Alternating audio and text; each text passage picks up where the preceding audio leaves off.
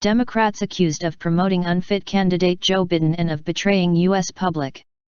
A leading U.S. journalist has accused Democrats of promoting an unfit candidate to the US's top political post and of betraying their responsibilities to the American people. Dominic Green, deputy editor of The Spectator's U.S. edition, pointed to the behavior of the new U.S. President Joe Biden in his limited public appearances. He claimed Mr. Biden looks and sounds frail, suggesting the 78-year-old may not be well enough to efficiently manage the demanding role. Mr. Green believes he has become so embarrassing to watch that it felt cruel to mention it. The 46th U.S. president, and oldest in history, recently caused concern during a visit to Houston at the beginning of March. While delivering a speech, Mr. Biden appeared to lose focus and become disorientated. At one point the U.S. president said, "What am I doing here?"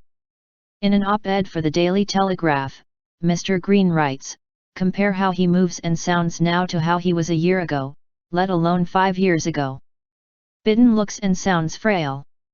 He seems visibly distressed at his inability to carry out the simplest requirements of office and at a time when the requirements are simpler than usual." The Spectator's deputy editor referred to a recent alarming event where Mr. Biden could not remember the name of his government's largest department, the Department of Defense, nor the name of the man he appointed as its head, Lloyd Austin. He concludes, "This presidency is turning into a theater of cruelty. It can only end one way. Sooner or later, Biden will be caught in the spotlight." The Democrats who promoted an unfit candidate to America's highest office, and the media who covered for him, will be exposed as having betrayed their responsibilities to the American people. The people's trust in democratic institutions will decline further. And we will all be party to Biden's public humiliation. During the presidential campaign, Mr. Biden's doctor released a 3-paged medical report on his health.